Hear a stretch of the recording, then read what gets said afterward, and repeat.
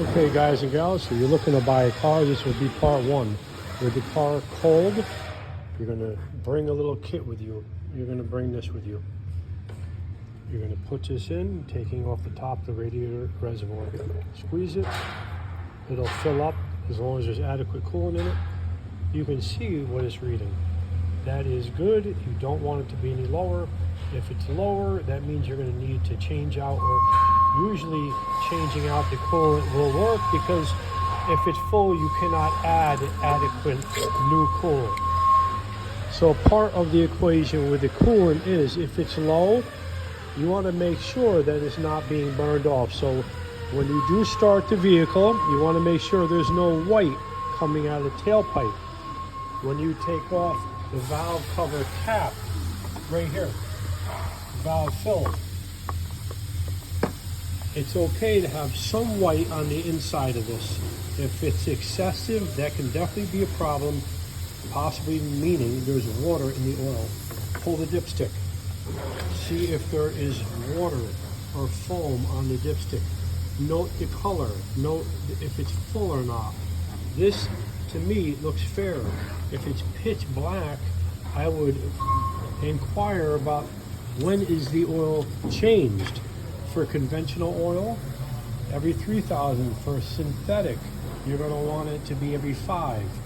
That is conventional, and 020, 040 is synthetic. You can Google that to find out the particulars about the oil. If there's a transmission dipstick, such as this one, pull it out, smell it. Does it smell like kerosene? Get a white cloth and wipe it. Is it pitch black? And is there a lot of black debris that comes off the dipstick? If the car has a lot of miles, that can be a problem. It's also indicative that the transmission fluid has not been changed. So you're going to come over here. You're going to check the air filter. Not hard to do. On this car, very easy. You would pull these 2 tabs, and you can see it comes off like so. You can always Google the particular model you're looking at. There it is. You want to look in here to see if there's any rodents in here. Sometimes they're above this. You can see that is pretty clean. Hold it up to the light. If you can see the light through it, it is clean. So some of the other minor things that are not of a real importance, don't worry yourself with, but you want to see if there's any coolant leaks in the car.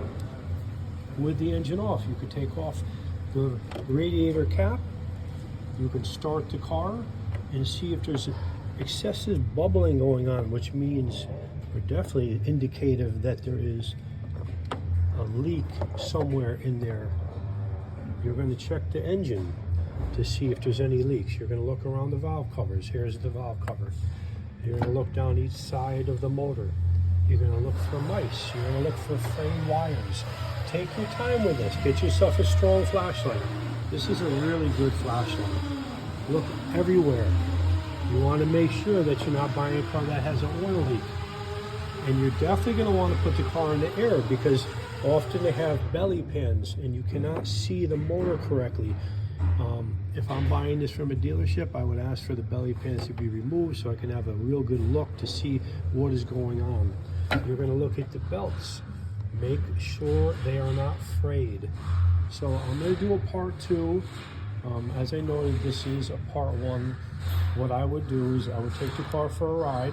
I would go down to AutoZone.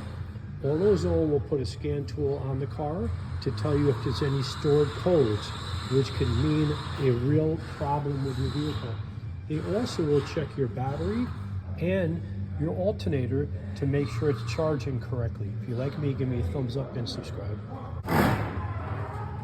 We'll do this as a continuation of part 1 engine compartment. The reason why you need the car up in the air, and thank goodness this has no belly pans, so I can see everything under here. This car is surprisingly clean. Check the AC compressor. Check the radiator.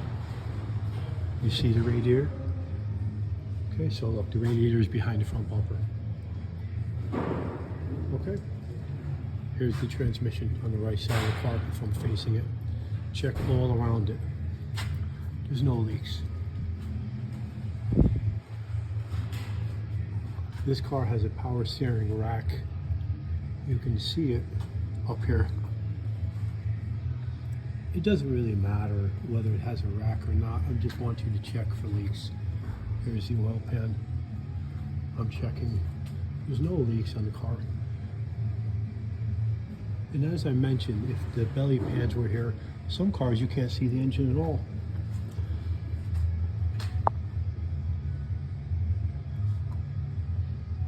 Over here, there's a little bit of seepage, we'll call it, up here. It's not of concern to me with a car that's an 2018 with 70K. I'm not a Ford guy, so I don't know exactly where it's coming from. It looks like it might be coming from the head, or I'm not sure. Sometimes windage will blow oil around. So the engine compartment is very clean on this car. So if you have big oil leaks, you're gonna have to find out what's the source and what's the cost of the car, what is the cost to repair, etc. Let's go back to the oil when you check it. When you pull the dipstick out, run the oil between your fingers. It should not feel gritty. Same thing with the transmission fluid. Should not feel gritty. And the transmission fluid should be red.